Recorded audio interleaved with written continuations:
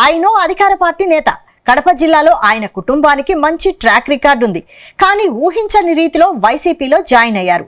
తెలుగుదేశం పార్టీకి మరో 4 ఏళ్ల సమయం ఉండగానే ఆయన వైసీపీలో ఎందుకు చేరిపోయారు?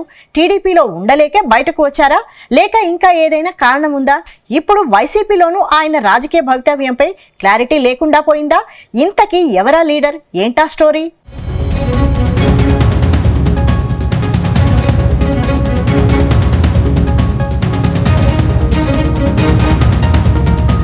ఉమ్మడి కడప జిల్లాలో అధికార పార్టీ టీడీపీకి బిగ్ షాక్ తగిలింది.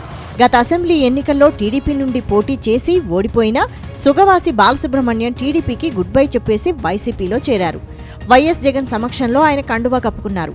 అధికార పార్టీకి ఇంకా 4 ఏళ్ల సమయం ఉండగా ఇప్పుడు ఆయన వైసీపీలో చేరడం అందరినీ షాక్కు గురిచేసింది. సుగవాసి సుబ్రహ్మణ్యం కడప జిల్లా టీడీపీలో సీనియర్ లీడర్గా ఉన్నారు.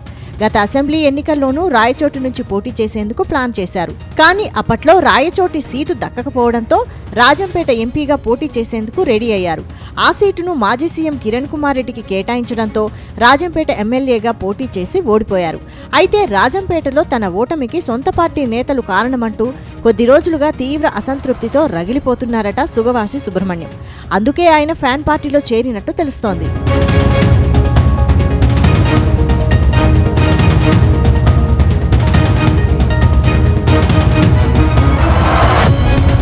ఇక సుగవాసి బాలసుబ్రహ్మణ్యం తన తండ్రి సుగవాసి పాలకొండ్రాయుడు వారసుడుగా పొలిటికల్ ఎంట్రీ ఇచ్చారు. పాలకొండ్రాయుడు రాయచోటిలో టీడీపీ నుంచి 4 సార్లు ఎమ్మెల్యేగా గెలిచారు. ఆ తర్వాత ఒకసారి ఎంపీగా పోటీ చేసి విజయం సాధించారు. అయితే గత అసెంబ్లీ ఎన్నికల్లో రాజంపేట నుంచి పోటీ చేసిన సుగవాసి సుబ్రహ్మణ్యం సొంత పార్టీ లీడర్లు వెన్నుపోటు పొడవడంతో ఓడిపోయినట్టు ఆ తర్వాత తెలుసుకున్నారు. అయినప్పటికీ ఎన్నికల్లో తనకు జరిగిన అన్యాయాన్ని తట్టుకొని నిలబడ్డారు. కానీ ఏడాది కాలంగా పార్టీలో తగిన ప్రాధాన్యత లేకపోవడంతో రాజీనామా చేసినట్టు తెలుస్తోంది. అయితే సుబ్రహ్మణ్యం వైసీపీలో చేరికపై తీసుకున్న నిర్ణయం కరెక్టేనా అని సొంత పార్టీ లీడర్లే గుసగుసలాడుకుంటున్నారట. ఎందుకంటే వైసీపీ మాజీ ఎమ్మెల్యే గడికోట శ్రీకాంత్ రెడ్డి గతంలో టీడీపీ నుంచి వైసీపీలో చేరారు. మరోవైపు మాజీ ఎమ్మెల్యే రెడ్డప్పగారి రమేష్ రెడ్డి రాయచోటిలో మరో సీనియర్ నేతగా కొనసాగుతున్నారు. ఇప్పటికే ఇద్దరి మధ్య ఆధిపత్య పోరు నడుస్తోంది. వీరిద్దరి మధ్యలోకి ఇప్పుడు సుగవాసి సుబ్రహ్మణ్యం వచ్చి చేరడంతో జగన్ ఆయన్ను ఎలా అకామిడేట్ చేస్తారనే ప్రశ్నలు తలెత్తుతున్నాయి.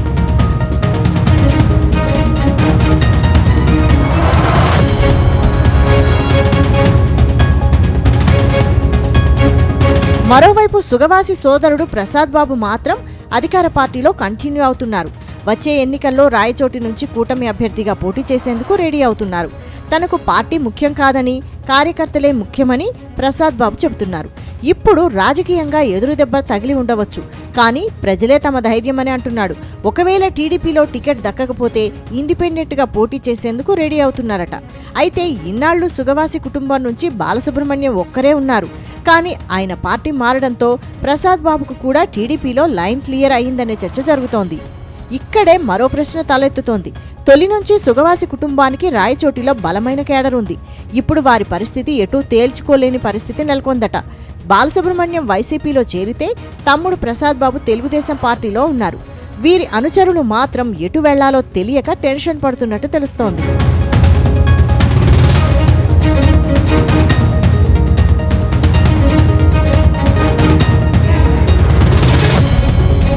ఇదిలా ఉంటే తెలుగుదేశం పార్టీలో ఎన్టీఆర్ టైం నుంచి కొనసాగిన సుగవాసి పాలకొండ్రాయుడు ఆయన కట్టె కాలే వరకు టీడీపీలోనే ఉన్నారు. ఇటీవల అనారోగ్యంతో ఆయన మృతి చెందారు. ఆ తర్వాత పాలకొండ్రాయుడు ఇద్దరు కొడుకులు పొలిటికల్గా ఎదిగేందుకు ప్రయత్నించారు. ప్రస్తుతం ఇద్దరు అన్నదమ్ములు ఇరు పార్టీలలో ఉన్నారు. వైసీపీలో చేరిన సుగవాసి సుబ్రహ్మణ్యంకు నిజంగానే జగన్ ప్రాధాన్యత ఇస్తారా, లేదా టీడీపీలో కంటిన్యూ అవుతున్న ప్రసాద్ బాబుని టీడీపీ అధిష్టానం గుర్తించి రాజకీయంగా ప్రాధాన్యత ఇస్తుందా అనే ప్రశ్నకి కాలమే సమాధానం చెప్పాల్సి ఉంటుంది.